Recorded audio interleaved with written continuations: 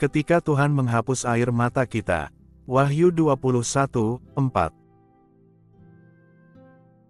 Pernahkah Anda menangis begitu lama, sampai rasanya air mata Anda sudah habis? Hari ini, saya ingin membawa Anda kepada satu janji luar biasa, janji Tuhan yang berkata, akan datang saatnya, aku akan menghapus setiap air mata dari matamu. Shalom sahabat terkasih, selamat datang kembali di channel ini. Di sini, setiap malam kita merenungkan firman Tuhan, untuk menemukan pengharapan baru dan kekuatan yang segar. Dalam beberapa menit ke depan, kita akan melihat janji Tuhan yang menghapus air mata. Mengapa penderitaan ada dalam hidup kita? Bagaimana kita bisa tetap kuat sampai hari penggenapan janji itu? Mari kita duduk bersama, dan biarkan Tuhan berbicara melalui firman-Nya malam ini.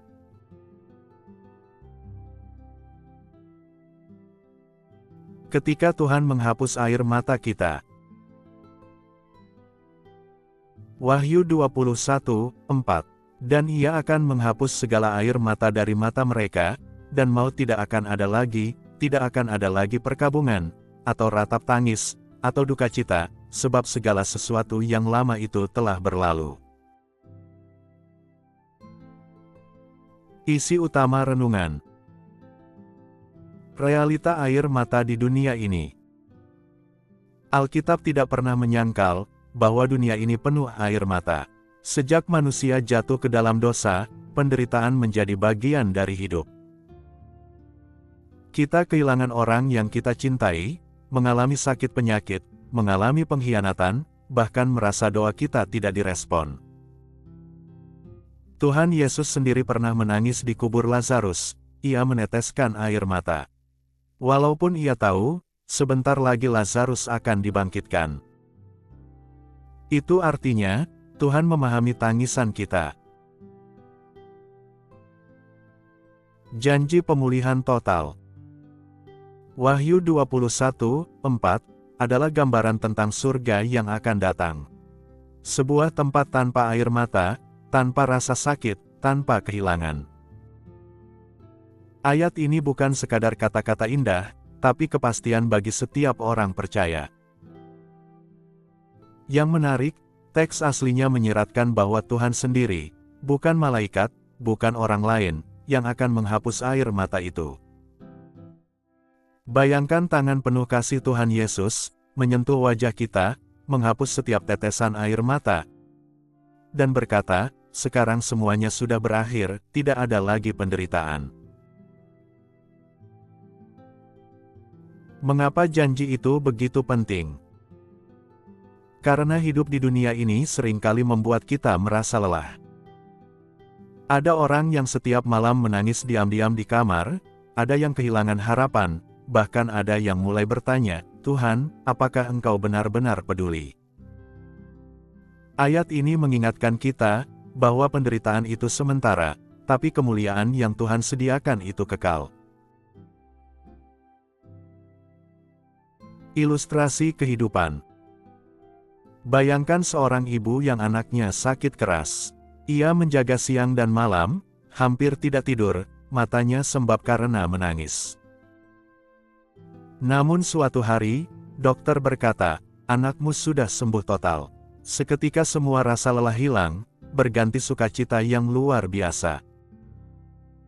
Demikianlah kelak di surga, semua penderitaan kita akan digantikan sukacita, yang tak terlukiskan. Bagaimana menjalani hidup sampai hari itu tiba? Tetap berpegang pada firman Tuhan. Saat hati rapuh, biarkan firman menjadi jangkar iman kita. Jangan menutup hati dari komunitas, Tuhan sering menghibur kita melalui orang-orang yang diutusnya. Hiduplah dengan perspektif kekekalan. Ingat, dunia ini sementara. Tujuan kita bukan sekadar bertahan hidup di bumi, tapi melangkah menuju rumah kekal bersama Tuhan. Contoh dari kehidupan para rasul. Rasul Paulus mengalami begitu banyak penderitaan, dipenjara, dianiaya, difitnah. Tapi ia tetap setia, karena memandang pada upah kekal. Ia berkata di 2 Korintus 4:17, "Sebab penderitaan ringan yang sekarang ini, mengerjakan bagi kami kemuliaan kekal, yang melebihi segala-galanya." Penutup dan doa. Sahabatku, saya tidak tahu apa yang membuat Anda menangis malam ini. Mungkin rasa kehilangan, sakit yang tak kunjung sembuh, atau pergumulan yang berat. Tapi saya tahu satu hal, Tuhan tidak akan membiarkan air mata Anda sia-sia. Akan datang hari, di mana Ia akan menghapusnya selamanya. Mari kita berdoa.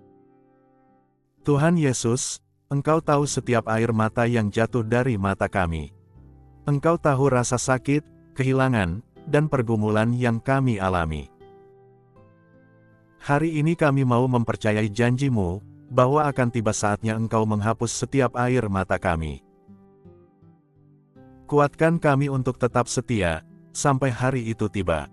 Dalam nama Tuhan Yesus kami berdoa, haleluya, amin.